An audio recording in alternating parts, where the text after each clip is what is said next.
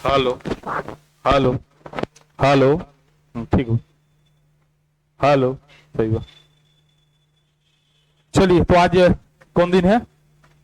सोमवार। जो लोग नए हैं 2 मिनट सुन लीजिए मेरी बात को। ए मुकेश, अरे ऐसे करके हटाओ ना, गिर उड़ जाइए बरात पे। हाँ, सोमवार।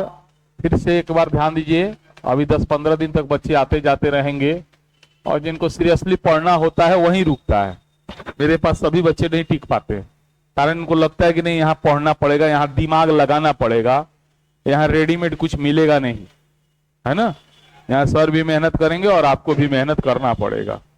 तो मेरे पास 90% केस में सीरियस बच्चे होते हैं, और 10% जो सीरियस नहीं होता वो हो जाता है, गारंटी है। बशर्ते अगर 3 महीना अगर रुक जाए, उसके लाइफ में बहुत चेंज आ जाता है, लेकिन उसका रुकना थोड़ा मुश्किल होता है। इस दिन हम लोग पढ़ेंगे भारतीय राज्य व्यवस्था, पॉलिटी, संविधान, जिसका आप जिस नाम से समझने का फिलहाल कोशिश कीजिए। ये 3 दिन ये विषय चलेगा, सोमवार, मंगलवार और बुधवार को, ठीक है। और 3 दिन आपका जो होता है बृहस्पतिवार और शुक्रवार और शनिवार, ये 3 दिन हम लोग पढ़ेंगे भूगोल। कौन विषय पढ़ेंगे? भूगोल पढ़ेंगे, ठीक है। इस तरीका से फिलहाल चलेगा अभी। उसके बाद जैसे पॉलिटी खत्म होगा, हिस्ट्री होगा, और नहीं तो 10 से 11 में क्या करेंगे, इसको चलाते रहेंगे, तब तक 10 से 11 बुला करके उधर हिस्ट्री इकोनॉमिक्स शुरू कर देंगे। देखिए, एक एक विषय जो है ना, ईमानदारी से बताए, 4-4, 5-5 महीने का है, तब जाके आपको समझ में आएगा, और फिर जिंदगी में कभी दोबारा आपको जीएस नहीं पढ़ना पड़ेगा। तो हम पहले से बता रहे हैं, 1 घंटा समय और निकाल के रखिए। 10 से 11 भी, अगर दिक्कत है कोई बात नहीं, उसको हम लोग एडजस्ट कर देंगे। ऐसा नहीं है कि अगर नहीं है तो फिर दिक्कत हो जाए, नहीं, कोई दिक्कत नहीं होगा। आप मेरे छात्र बन गए, कोई विषय अगर छूटता है तो बस आपका काम है आई कार्ड पे लिखवा लीजिए कि सर ये विषय अभी हम नहीं पढ़ पाएंगे, हम अगले साल पढ़ेंगे, 6 महीना बाद पढ़ेंगे। ऐसे छोड़ दीजिएगा तो उसका कोई वैल्यू नहीं है, ठीक है, जो जिस तरह भी। तो हम देखेंगे, आप लोग से राय विचार करेंगे, उसके बाद ही ये काम करेंगे, ऐसा नहीं। अभी फिलहाल 9 से 10 में ये देख लीजिए। अब रही बात की, बहुत से लोग आना जाना लगभग लगा रहता है, तो आना जाना लगा रहता है, तो पहले तो क्लास डायरेक्टली छूट ही जाता था, तो उसको हम कवर कराते थे, नया बैच खोलते थे। जैसे कि मान लिया बहुत सारे छात्र जो है, मान लिया हम यहाँ से पढ़ाना शुरू किए, यहाँ शामिल हुए, इतना छूट गया, कोई दिक्कत नहीं है। ध्यान लीजिए, सबसे पहले जीके जीएस में एक चीज तो ये, एक तो फायदा है हम लोग को कि आप किसी भी टॉपिक से शुरू कर सकते हैं, इसका कोई पहले जोड़ घटाओ गुना भाग नहीं होता है। मैथ में क्या है, वो सिस्टम है, अंग्रेजी में क्या है, एक सिस्टम है।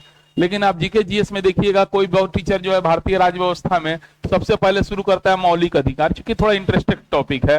हाँ, राष्ट्रपति शुरू करता है, बहुत से लोग संसद से शुरू करता है कि नहीं, इस तरीका से शुरू करता है। तो इसमें आपको दिक्कत नहीं होने जा रहा है। हम मान लिया यहाँ से हम तो एकदम जीरो से शुरू करते हैं, अभी शुरू भी नहीं किए हैं, अभी शुरू कहाँ हुआ, अभी तो बस बातचीत हो रहा है।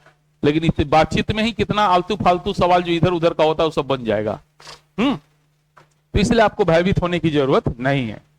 मान लिया आप यहां से भी शामिल होइए, कोई दिक्कत नहीं, यहां से यहां किसी नए बैच में कवर कर लीजिए, और यहां से यहां पढ़ते रहते, इससे क्या होगा, आपका तो और आधा समय बच जाएगा। बस आपको मेहनत थोड़ा दुगुना करना पड़ेगा।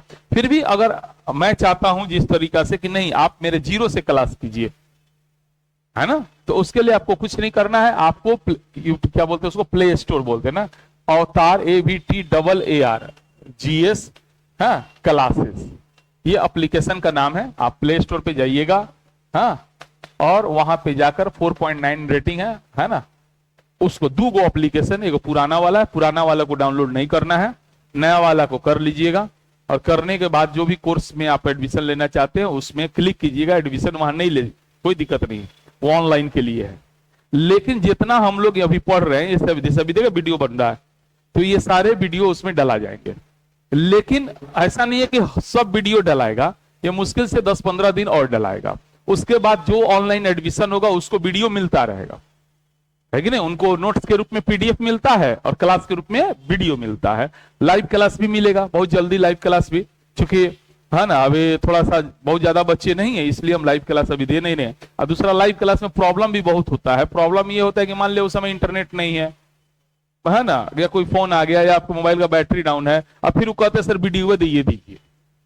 ऐसा थोड़ी हम पहली बार ऑनलाइन पढ़ा रहे हैं, हमारे पास ऑनलाइन कम से कम 2200 बच्चे हैं, तो वो पुराने एप्लीकेशन पे है ना। तो फाइनली वो वीडियो ही मांगते हैं, तो हम कहते क्यों ना बढ़िया से वीडियो बना करके उसको अच्छे से करके उसको दे दिया जाए, और उसके बाद ये वीडियो जो है आपको रहेगा 1.5 साल, मैंने कोर्स खत्म होने के 3 महीना बाद तक। आज जो वीडियो डला रहा है ना, ये रहेगा कब तक? कोर्स खत्म होगा उसके 3 महीना बाद तक, उसके बाद डिलीट हो जाएगा। तो फिलहाल आपका जो भी क्लास छूटा है, आ जाइए टाइम से, आवा टाइम से। गुरुजी लेट रहो तो तू लेट मत हो, ट्रेन लेट रहे का मतलब पैसेंजर लेट ना आइए। जिस दिन ट्रेन टाइम पर चल आई वो दिन तू ना कहे भाई ट्रेन तू रोज लेट जावत रहे, आज का टाइम से ही ले, है ना। तो ध्यान दीजिए, आज आप जा करके, जो लोग नए हैं वो लोग आज जा करके भारतीय राज्य व्यवस्था जैसे लिख रहे हैं वैसे लिखा हुआ क्लास 1, ठीक है, ऐसे ही भारतीय राज्य व्यवस्था क्लास 2, भारतीय राज्य व्यवस्था क्लास 3, ये 3 गो वीडियो उसमें लगा, 3 क्लास हुआ है। आप उसको आज तीनों देख जाइएगा, 2 घंटे का काम है, 2 सवा 2 घंटे का, ठीक है। वो तीनों जरूर देख लीजिएगा, देखिएगा, मजा आएगा पढ़ने में, गारंटी है। और आप तीनों क्या, आप बस एक कोई वीडियो उठाइए ना, 10 मिनट बर्दाश्त कीजिए ना, उसका 11वां मिनट आपको बर्दाश्त नहीं करना पड़ेगा, 11वां मिनट आप उसको छोड़ ही नहीं पाइएगा। अगर आपके अंदर सीखने की इच्छा होगी तो गारंटी है। अगर आपको कुछ पढ़ना है, कुछ सीखना है, एग्जाम निकालना है, तो आप 10 मिनट बर्दाश्त कीजिएगा, उसके बाद 11वां मिनट आप छोड़ के दिखा दीजिए, कहिएगा नहीं अब पूरा देखेंगे, है ना। जब बात समझ में आती है तो किसी का बात सुनना अच्छा लगता है, इसकी बात आप सुनना पसंद नहीं करते, जिसकी बात या तो समझ में नहीं आए या आपके विरुद्ध में जाए, वैसे लोगों का बात जनरली आदमी नहीं सुनता है। तो यहां तो दोनों आपके पक्ष में है, बात समझ में भी आएगी और आपके पक्ष में भी है ना। तो इसीलिए जिनका जिनका ये है अपना जाकर वहां से कवर कर लीजिएगा, ठीक है। चलिए, तो हम लोग जो है अभी पहला टॉपिक में इंट्रोडक्शन क्लास चल रहा है, और इसके अंतर्गत हम आपको बताने का कोशिश किए थे संविधान क्या है, ठीक है। और ये बताने का कोशिश हम अभी कर रहे हैं, अभी इंट्रोडक्शन ही चल रहा है, अभी सब पे ध्यान नहीं देना है नोट्स पे बहुत ज्यादा। अभी पूरा अपना मेंटली जो है, जो माइंड सेटअप था आपका कि कहीं जाएंगे तो क्या पढ़ाएगा कोई, तो मौलिक अधिकार भाग 3 अनुच्छेद 12 से 35 रट्टा मारना, उस तरह का यहाँ पढ़ाई नहीं होगा। आपको खुद वो ऑटोमेटिक याद होना चाहिए, वो खुद हो भी जाएगा, है ना।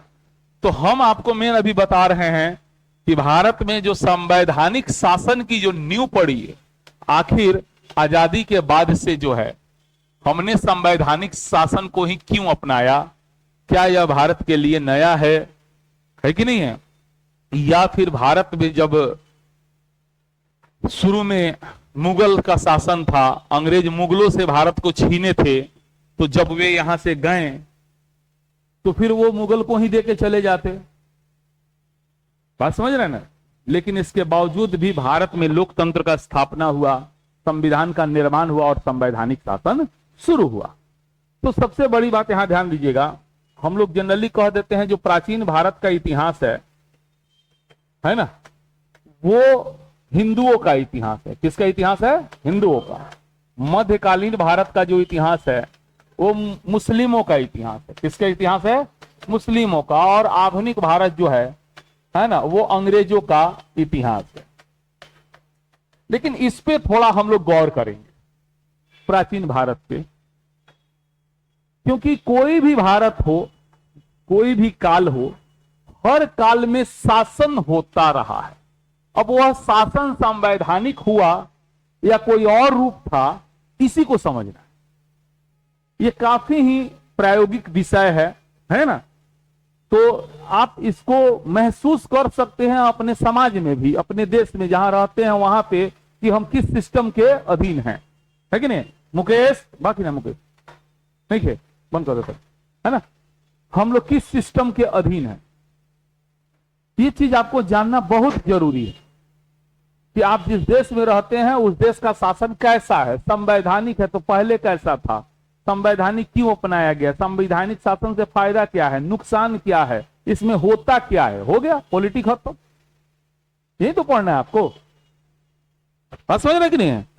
तो जब इस तरह की बातों का अध्ययन आप करने लगिएगा तो आपको समझ में आएगा। ध्यान दीजिएगा, जो प्राचीन भारत का इतिहास है, जिसको जनरली हिंदुओं का इतिहास कहते हैं, ऐसा माना जाता है कि भारत में शुरुआत में ये राज्य देश वाला कॉन्सेप्ट नहीं था। खूब ध्यान से सुनिए, खाली सुनिए बस, है ना। वो हमरे पर छोड़ दीजिए, आप सुन के याद रखेंगे कि नहीं रखेंगे तो मेरा काम है। याद आपको रखना है, लेकिन जिम्मेवारी मेरा है कि आपको याद कैसे नहीं रहेगा। देखिए, तो ऐसा माना जाता है कि जो भारत वाला एरिया है, इस एरिया में शुरू में जो है जो लोग रहते थे, वो लोग नो डाउट आदिवासी लोग थे, जनजाति लोग थे। उन लोगों के अंदर कोई डेवलपमेंट नहीं था। हाँ, घुमक्कड़ जीवन, फक्कड़ जीवन जीते थे।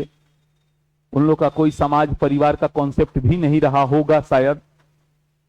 लेकिन इसी बीच क्या होता है कि आर्य लोग भारत में आते हैं। कौन लोग? आर्य लोग।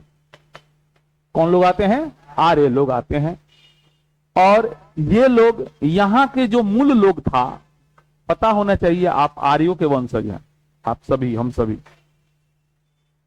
अगर सही पूछा जाए ना तो हम लोग भी भारतीय नहीं हैं।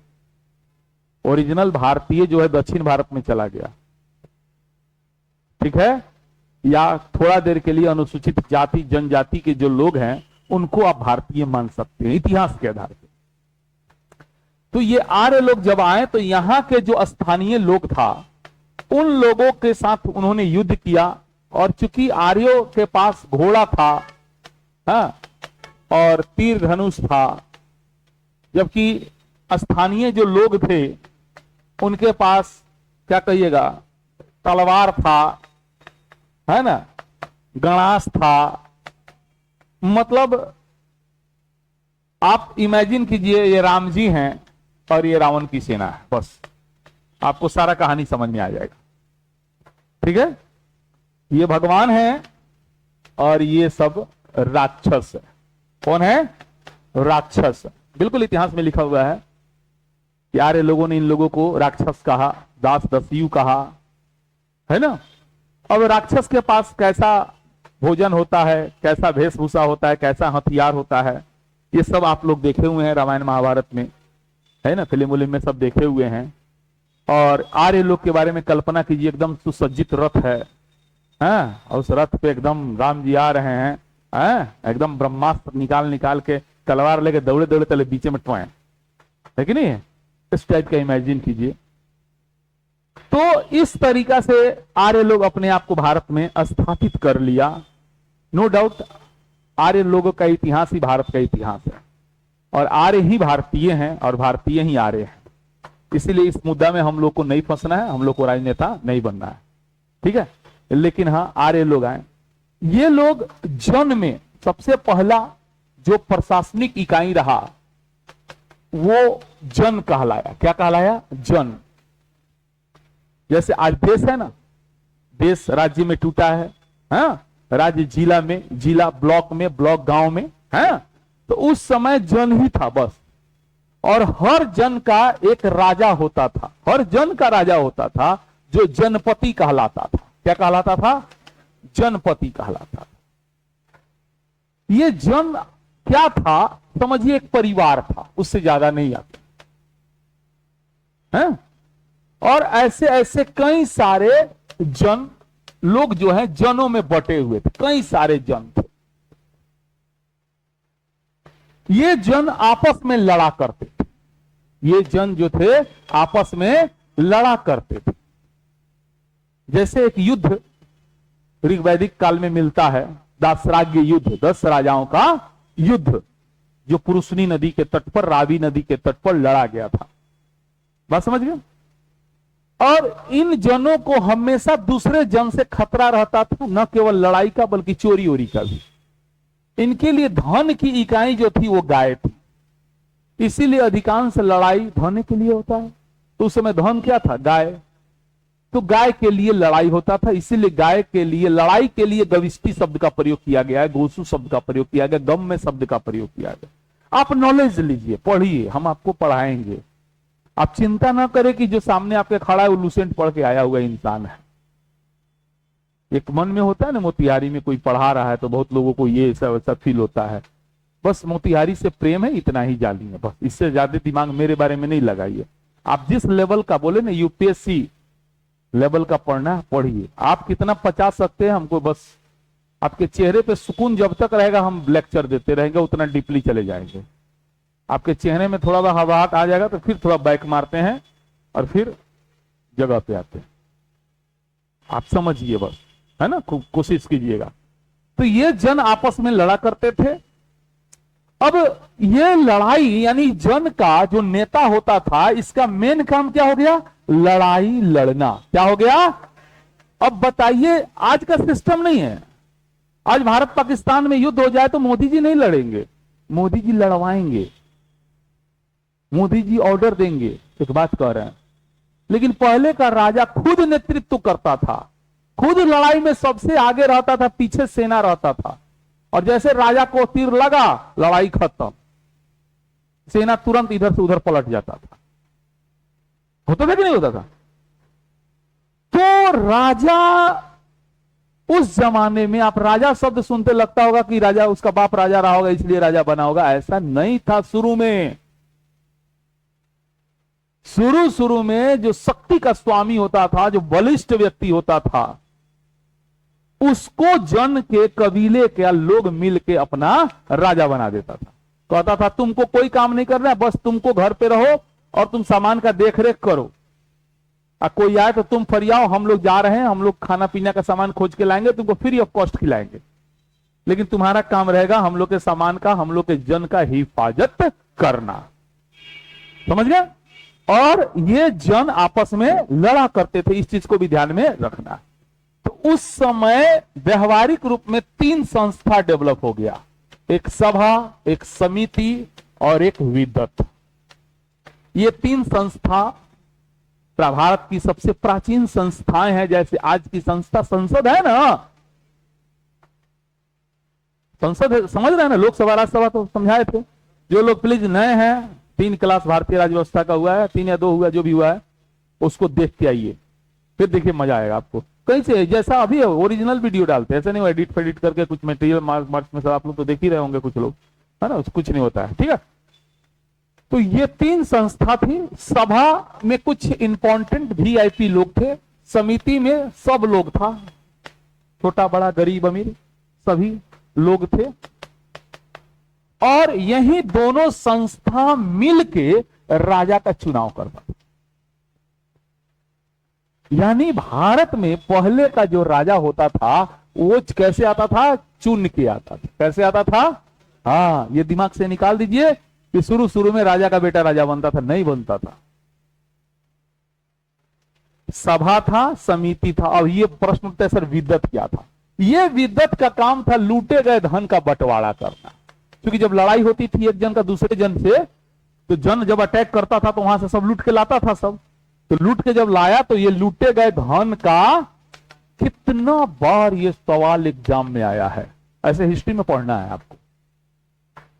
लेकिन आपको कोई संविधान पढ़ाए, संसद पढ़ाए और ये न बताए तो फिर वही रट्टा मारना है, मारिए आप। देखिए, जो टीचर अगर हिस्ट्री का नॉलेज नहीं रखता है वो पॉलिटी पढ़ा ही नहीं सकता है। बात समझ रहे हैं ना? जिस टीचर को इकोनॉमिक्स का नॉलेज नहीं है उसको हिस्ट्री पढ़ा ही नहीं सकता है। वो अलाउद्दीन का, है ना, अकबर का, टोडरमल का, है ना, आर्थिक नीति नहीं बता सकता है। ये दिमाग से निकाल दीजिए कि कोई एक वो आदमी सामने खड़ा वो पढ़ा रहा है तो अकेले कैसे पढ़ाएगा? ये भाई तू असिस्टेंट लेके जाला एग्जाम देवे, हम तो खाली जीके जीएस पढ़ा होते हैं, तो नहीं कि तो मैथ हो, रीजनिंग हो, अंग्रेजी हो, कोची पढ़े के बाद। और ऐसे थोड़ी पढ़ा रहे हैं, 12 साल पढ़े हैं, 12 साल से पढ़ा रहे हैं, 24-25 साल हो गया।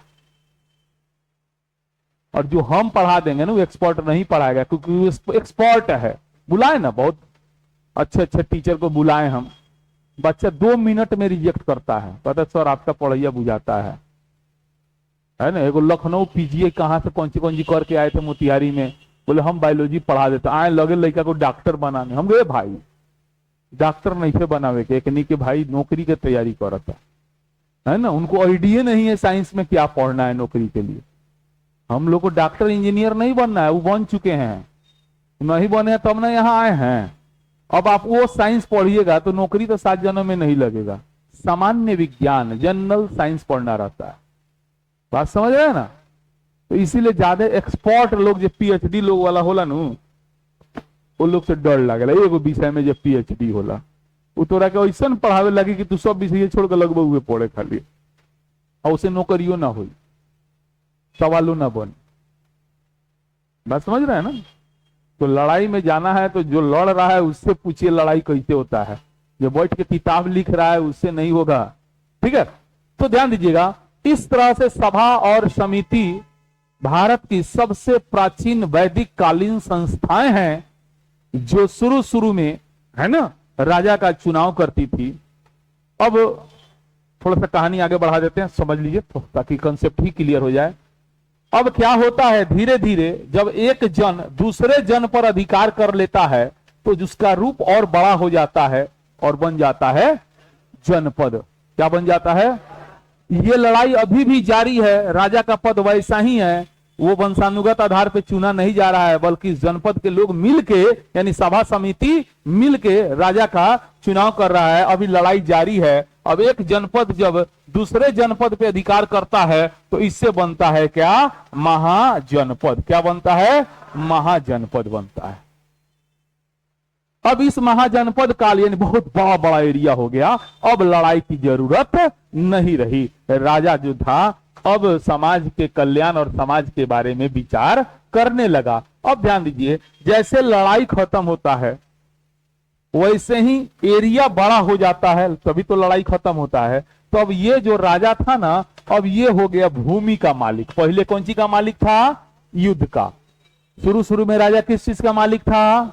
तो पूछा होगा, सवाल है, ध्यान से पढ़िए, बनाइएगा तभी, है ना। युद्ध का मालिक था। वो जैसे भूमि का मालिक होता है, यानी भूमि से वो टैक्स लेना शुरू कर देता है, टैक्स लेता है, अपना सैन्य शक्ति बढ़ाता है, हथियार खरीदता है, सेना बढ़ाता है, वो अपनी शक्ति बढ़ाता है। और एक समय वो इतना शक्तिशाली हो जाता है कि मरने से पहले कहता है, सुन, मेरे मरने के बाद मेरा बेटा राजा बनेगा। अब देखता है, मान लो तेलबेलिया आदमी है, मेरे बेटा को नहीं बनने देगा, उसको हटा देता है, कहता भागो यहां से। और उसकी कमी क्या है? इस तरह से राजा का पद जो हो जाता है वो वंशानुगत हो जाता है। इसको समझना है। शुरू शुरू में राजा का पद वंशानुगत नहीं है, लेकिन जैसे ही राजा भूमि का मालिक बनता है, समझ रहे हैं ना, तो उसको टैक्स मिलना शुरू होता है, पैसा अथाह मिलता है, और उस टैक्स के पैसा से वो हथियार खरीदता है, सेना बढ़ा लेता है, उसकी शक्ति एकदम, उसका विरोध करने वाला कोई होता ही नहीं है, क्योंकि जो विरोध करेगा उसके पास सेना है ना भाई। अब उसी से क्या करता है, कंट्रोल करके, और अंत में कहता है मेरे मरने के बाद मेरा बेटा राजा बनेगा। इस तरह से वंशानुगत शासन शुरू होता है, और इसी को इतिहास में राजतंत्र के नाम से जाना जाता है। किस तंत्र के नाम से जाना जाता है? राजतंत्र के नाम से जाना जाता है।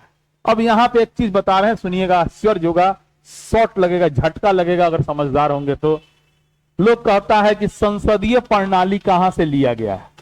कहां से लिया गया है? बोलिए, जानते हैं? ब्रिटेन से लिया गया। कहां से लिया गया है? ये बिल्कुल गलत बात है। ब्रिटेन खुद हम लोग से लिया है। संसदीय प्रणाली ब्रिटेन से लिया गया, ठीक है, परीक्षा में पूछे ब्रिटेन ही जवाब दीजिए। लेकिन अभी हम थोड़ी देर पहले आपको हम यहां बताए थे कि भारत में वैदिक काल में दो संस्था था, जिसका नाम था एक सभा और एक समिति। तो इस संसद के कितने सदन? दो सदन। कितने सदन?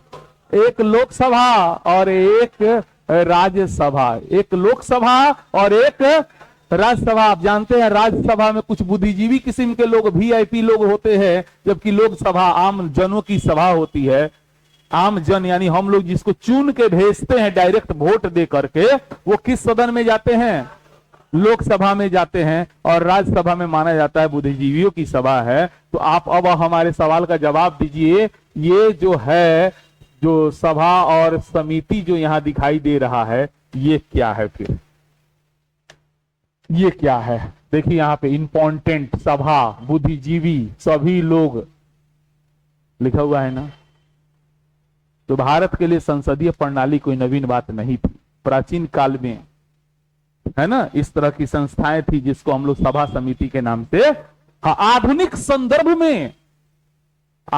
संदर्भ में हम लोगों ने संसदीय प्रणाली का अनुकरण नो डाउट ब्रिटिश व्यवस्था से लिया है। लेकिन ऐसा नहीं है कि भारत इसके लिए एकदम अनजान था। भारत में ऐसा कुछ था ही नहीं। भारत में शुरू में, फिर सभा समिति क्या है ना।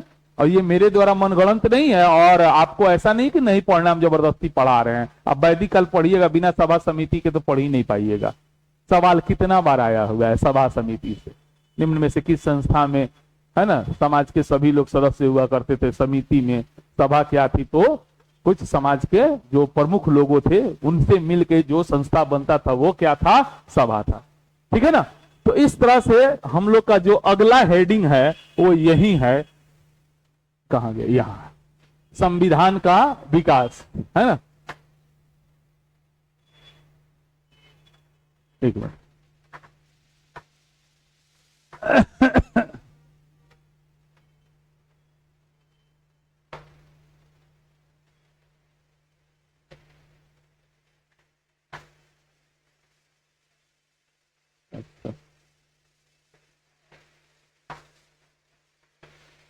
चलिए संविधान का विकास निकालिए, सभी लोग निकालिए तो अपने अपने नोट्स में। संविधान का विकास देखिए ना, उसके वही ना है, संविधान का विकास है ना पढ़ना है हम लोग को। हाँ हाँ बिल्कुल सही तो है, अरे झूठ मूठ कम का है ना, रोज गए हैं।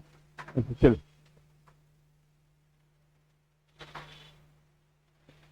हाँ तो सही है। संविधान क्या है और संविधान का विकास, चलिए कोशिश कीजिए थोड़ा बहुत भरने का। चलिए, प्रारंभिक अत्याचारी स्वेच्छाचारी निरंकुश शासक के अत्याचारों पर अंकुश लगाने के लिए, है ना, नियंत्रक संस्थाओं की स्थापना हुई। कंट्रोल करे, राजा की शक्ति को जो कंट्रोल कर दे। जैसे वैदिक काल में, लिखे नोट्स में लिखा हुआ, वैदिक काल में हमें डैश जैसी संस्थाओं के बारे में जानकारी मिलती है। सभा समिति एवं विद्वत, क्या भरिएगा, सभा समिति एवं विद्वत। खूब पूछेला परीक्षा में बउआ लोग, ये सब मास्टर ना पढ़ाई के लड़का हड़क के भाग जाए, तो भागवे तो भाग परीक्षा में होता वो, समझ लो। तो प्राचीन कालीन जो है हमारी यही संस्था है जिसका नाम क्या है, सभा समिति और विद्वत जैसी संस्थाओं के बारे में हमें जानकारी मिलती है। किंतु बाद में इन संस्थाओं पर राजा का प्रभाव बढ़ता चला गया। समझ रहे हैं ना, कि राजा अपने इच्छा से मंत्री बनाने लगा, कह के मंत्री बनाया कि विरोध के लिए तो बुझ लिया, हटा दे, वो है कि नहीं है। तो राजा का धीरे धीरे शक्ति क्या हुआ, बढ़ गया। फलतः इन संस्थाओं के सदस्य राजा का चापलूसी करने लगे, फलतः इनका महत्व तो कम होने लगा, यानी सभा समिति का महत्व तो कम होने लगा और राजा अपनी शक्ति का दुरुपयोग करने लगा। परिणाम स्वरूप आधुनिक युग में मानव समुदाय ऐसी संस्था व्यवस्था की खोज में व्यस्त है जिनकी स्थापना से शासकों की शक्ति को कंट्रोल में रखा जा सके और शासकगण अपनी शक्ति का केवल सदुपयोग कर सके। और इस संविधान जो है मनुष्य के इसी खोज का, इसी प्रयास का साकार रूप है कि कोई भी राजा अत्याचारी ना हो, निरंकुश ना हो, वो निरंकुश बने उससे पहले हम लोग उसको हटा दे। तो जब मनुष्य ने बताए थे कहानी, इसका भी सुनाए थे थोड़ा बहुत, कि यूरोप में 13वीं 14वीं शताब्दी में, कभी हो 13वीं 14वीं शताब्दी, ये जो है पुनर्जागरण का काल है। किस चीज का काल है, पुनर्जागरण का काल है। और इस काल में क्या हुआ कि लोगों ने कहा कि हम कोई वैसी बात को नहीं मानेंगे जो विज्ञान प्रमाणित ना करे। और दूसरा सवाल, मतलब उन्होंने वैज्ञानिकता पर बल दिया। किस पर बल दिया, वैज्ञानिकता पर बल दिया। और दूसरी बात उन्होंने कहा, प्रश्न उठा दिया, राजा का बेटा ही राजा क्यों बनेगा, क्यों बनेगा, राजा का बेटा ही राजा क्यों, मैं क्यों नहीं।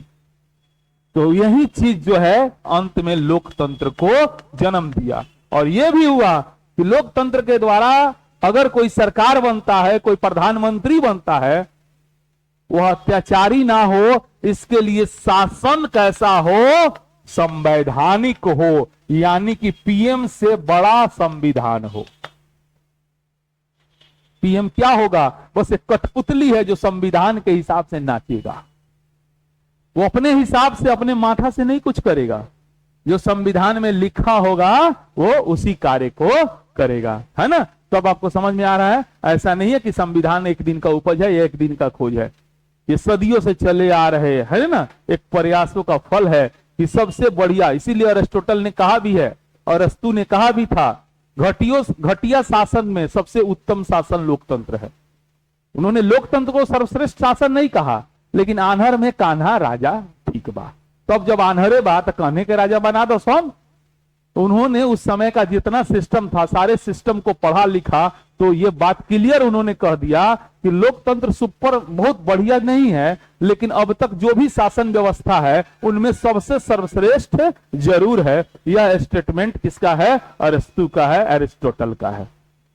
देखिए हम कहां से कहां आपको लेके चलेंगे, अध्ययन किए हैं तब न, रट्टा मारे रहते तो शायद तथ्य में खाली घुमाते आपको, और ये सब तो बताते भी नहीं। तो गुरु ऐसा चुनिए ना जो आपको पार लगा दे। बात समझ रहे हैं ना? कहना पड़ रहा है। आज के बच्चे अंधे हो गए, क्यों? क्योंकि वो अपना दिमाग नहीं लगा रहे हैं, भीड़ जिधर जा रहा है उधर जा रहे हैं।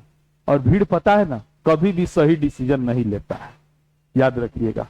भीड़ कभी भी सही डिसीजन, भीड़ क्यों इकट्ठा होता है ये मेरा खुद का रिसर्च है। भीड़ जो है ना भीड़ के कारण इकट्ठा होता है। मतलब जैसे कि कोई मान लिया गया एगो साइकिल से झटका लगाया और कोई आदमी जो है गिर गया, अब उसको जो है देखने के लिए 4 आदमी इकट्ठा हो गया। अब 4 आदमी इधर से 2 आदमी देख रहे का भले देखा देखा तो वहां पहुंच जाएगा। फिर तलेने से देखा देखा देखा देखा पहुंच जाएगा, फिर इन्हें से देखा देखा तलेगोड़ा पहुंच जाएगा। अब बाकी लोग किस लिए जा रहा है उसको खुदे नहीं पता है, क्योंकि यहां लोग है इसलिए हम भी जा रहे हैं। और इस तरह जाएगा और जानते उसमें क्या होगा? वो साइकिल वाला गिरा था, उसका मुंह हाथ फूटल है, तो कोनो बगल में कह देगा कि देखा ये हमारा के मूड़ी फोड़ दिले बस साइकिल से ठोकर मार के। कोई दिमाग नहीं लगाएगा, जहां एक हाथ मारा पीछे ही से कूद के मारेगा, हेंग हो। समझ रहे हैं ना? इसको सही चीज पता भी नहीं है, अब ऐसे कूद कूद के मारेगा, और साइकिल वाला बेहोश होकर गिर जाएगा, सब लोग जाएगा, पहले इसका नजर पड़ेगा, जा ये तो हमारे भैया वाह। ऐसे ही भीड़ में आपका भाई हमारा भाई पीटा जाता है, इसका गलती भी नहीं होता, पीटने वाले हम ही लोग होते। इसीलिए जहां भीड़ हो ना कभी इकट्ठा मत होइएगा, मेरा निवेदन है। क्योंकि भीड़ कभी भी सही डिसीजन नहीं लेता है, कभी ले ही नहीं सकता है। और भीड़ जो होता है ना भीड़ के कारण ही इकट्ठा होता है। भीड़ से बचिए, अपना जिंदगी बनाइए, ठीक है ना? नहीं तो फिर आप लोग में और बाकी में फर्क क्या रह जाएगा। ठीक है, चलिए तो हम लोग अभी संविधान का थोड़ा सा हमने आपको विकास के बारे में बताया। कहां चला गया संविधान का विकास? हाँ इतना हो गया ना। अब हम लोग आगे बढ़ते हैं। संविधान का महत्व क्या है? तो संविधान का महत्व क्या है भाई? संवैधानिक अगर संविधान ना होगा तो फिर शासन कैसे होगा? फिर संविधान ना होगा तो फिर राजा तो निरंकुश हो सकता है। और दूसरी बात, एक संविधान पढ़ के दूसरा देश का आदमी समझ सकता है हमारे देश में कैसा शासन होगा, उसको देश को घूमने की जरूरत क्या है? बात समझ रहे कि नहीं समझ रहे? तो संविधान का सबसे बड़ा महत्व तो यह है कि इसमें राजा के निरंकुश होने का कोई चांस ही नहीं होता है ना? तो वहीं लिखा हुआ है, देखिए, किसी भी देश के संविधान के अध्ययन से उस देश के सामाजिक ढांचा, राजनीतिक सिचुएशन आदि की झलक मिलती है। विश्व का हर देश अपनी सामाजिक, राजनीतिक एवं सांस्कृतिक परिस्थितियों के अनुकूल ही अपने संविधान की रचना करता है। चूंकि विश्व के हर देशों की परिस्थिति अलग अलग होती है, इसीलिए सभी देशों के संविधान एक जैसे नहीं होते हैं। विश्व के कुछ देशों में लिखित संविधान नहीं है, जैसे ब्रिटेन। क्या भरिएगा? अब सुनिए, एक सवाल यहां से खूब आता है, ठीक है? चलिए समझिए, ध्यान दीजिए। ब्रिटेन में लिखित संविधान है? अभी बताया ना, है नहीं है? ब्रिटेन में लिखित संविधान है? तो क्वेश्चन पूछता है क्या, और ये सवाल इंटरव्यू तक पूछता है, ब्रिटेन का शासन संवैधानिक है? समझ गए बात को ना? क्या ब्रिटेन का शासन संवैधानिक है? बिल्कुल जवाब देना है हाँ। तो फिर पूछेगा तो जो संविधान है ये नहीं तो संवैधानिक कैसे हो गया? देखिए, शासन संवैधानिक रूप से करने के लिए किसी लिखित संविधान का होना जरूरी नहीं है। हम समझाएंगे, खूब मस्त मजा आएगा, आपको समझ में भी आएगा। खाली बात मेरी ध्यान से सुनिएगा। लिखित संविधान का होना बिल्कुल जरूरी नहीं है। बहुत देश में जो शासन जो होता है ना, वहां के परंपरा के हिसाब से, वहां के रीति रिवाज के हिसाब से, है ना? बात समझ रहे हैं ना?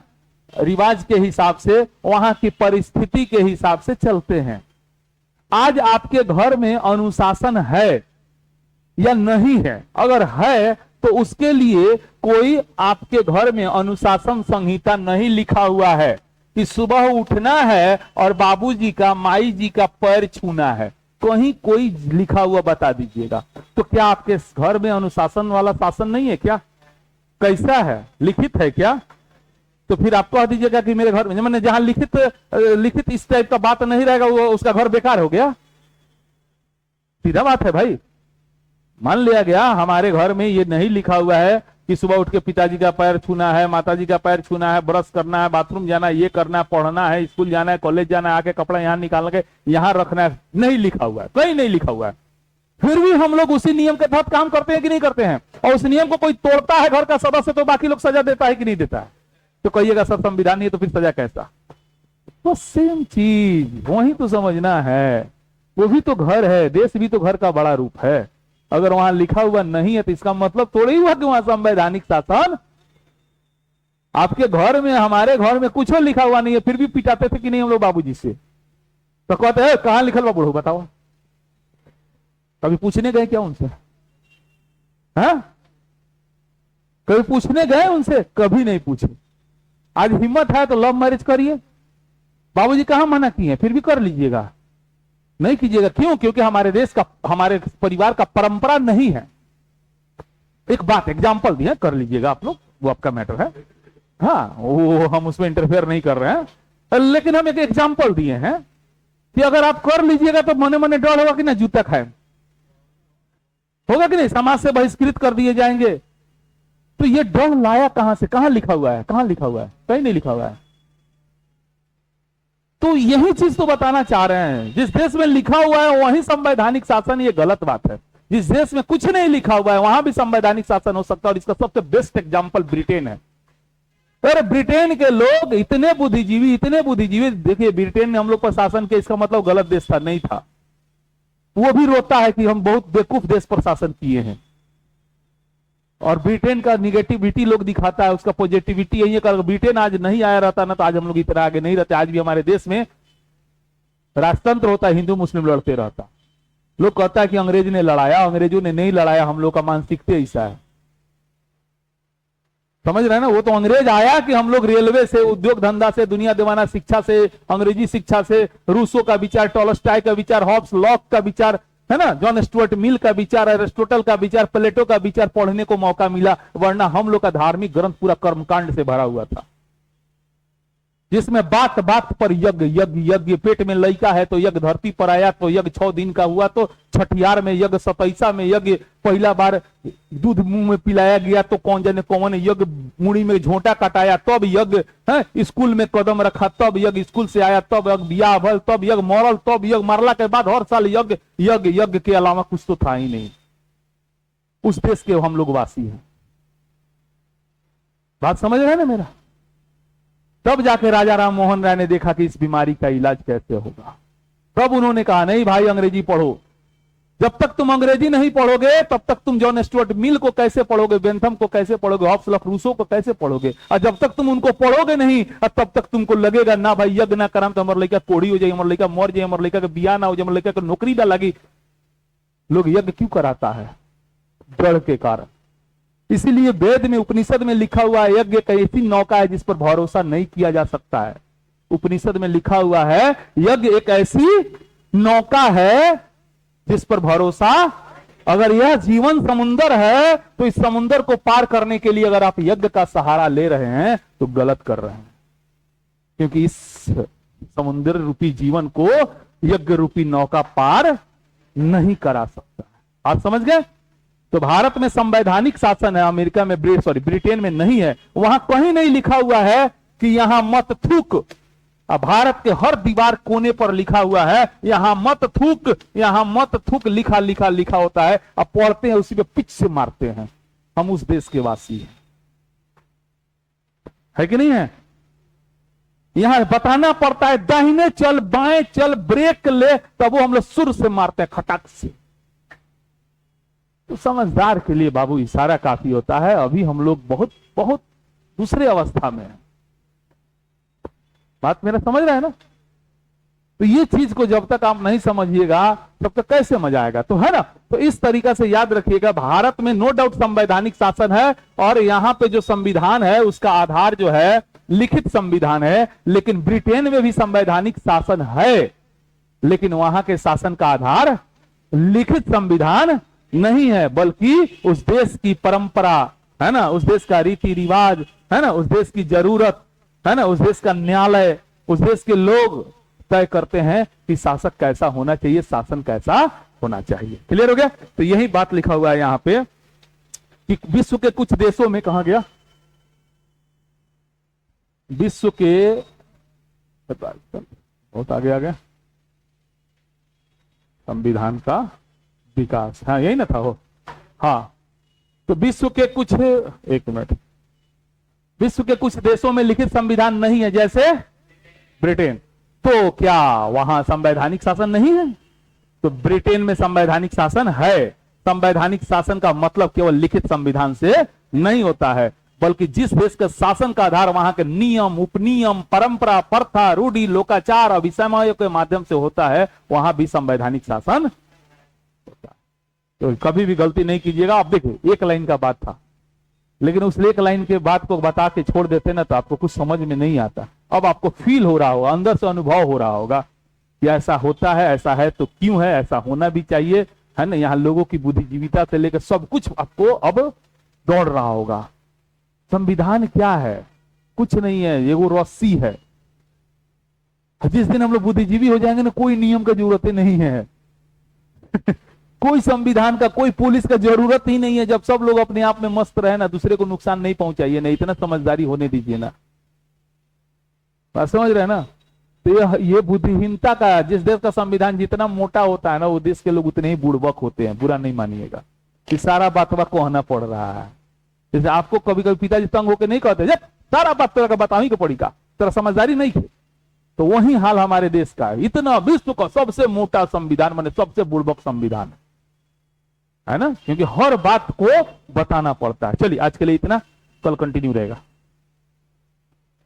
धीरे धीरे धीरे धीरे स्पीड बढ़ेगा, चिंता नहीं करना है।